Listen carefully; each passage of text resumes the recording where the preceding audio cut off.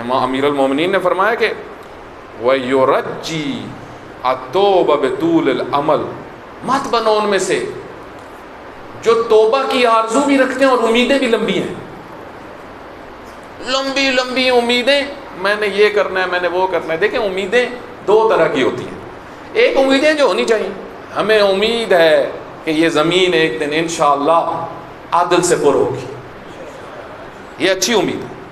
بعض امیدیں خام خیالی، میں نے یہ کرنا ہے، میں نے وہ کرنا ہے، میں ایسا بنوں گا، میں ویسا کروں گا، مثلا کوئی سوچتا ہوں میں پریزیڈنٹ بنوں گا۔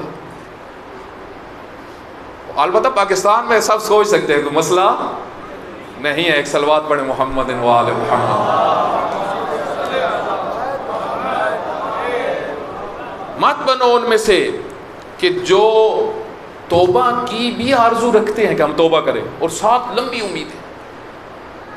لمبی امیدیں انسان کو برباد کرتی ہیں۔ آپ دیکھیں بہت سارے امام حسین علیہ السلام کے ساتھ جب رستے میں واپس چلے گئے، ایک مشہور واقعہ کہ ایک شخص نے کہا میں واپس جا رہا ہوں، امام سے پیسے شیسے لیے جو تھے، اس کا حساب کتاب امام نے اس کو دیا، رستے میں اس کو ڈاکوؤں نے لوٹا، یہ مال نہیں دے رہا تھا، انہوں نے اس کو مار دیا،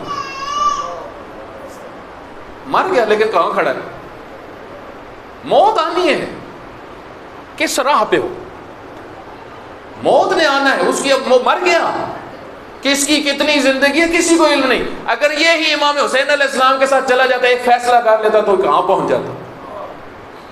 ایک فیصلہ تو کون سی چیز تھی جس نے اس کو حسین ابن علی جیسے امام سے جدا کیا؟ لمبی امیدیں، جینا حال ہے، بڑا جینا ہے۔ کہاں جینا ہے تمہیں کوئی علم ہے؟ ایک لحاظ سے اپنی برنامہ ریزی کر رکھو کہ میں نے اگلے 20 سال کام کرنا ہے، 30 سال کام کرنا ہے، 40 سال کام کرنا ہے، یہ ملت کے لیے کرنا ہے، قوم کے لیے کرنا ہے۔ لیکن دوسری سائڈ پہ یہ بھی یقین رکھو کہ ہو سکتا ہے اگلا لمحہ نصیب میں، دونوں چیزوں کو ساتھ لے کے چلو۔ جب یہ ہوں گی پھر جھوٹی آرزویں زندگی سے نکل جائیں گی۔ آپ دیکھیں یہ ایک بڑی تعداد جو حرام مال کماتی ہے کہ ہم نے جینا ہے، ہم اتنا عرصہ کھائیں گے۔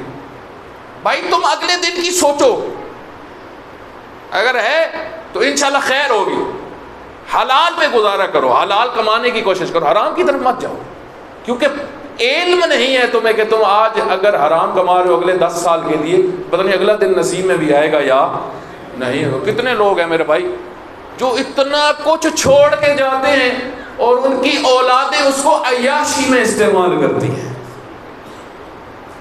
فرمایا کہ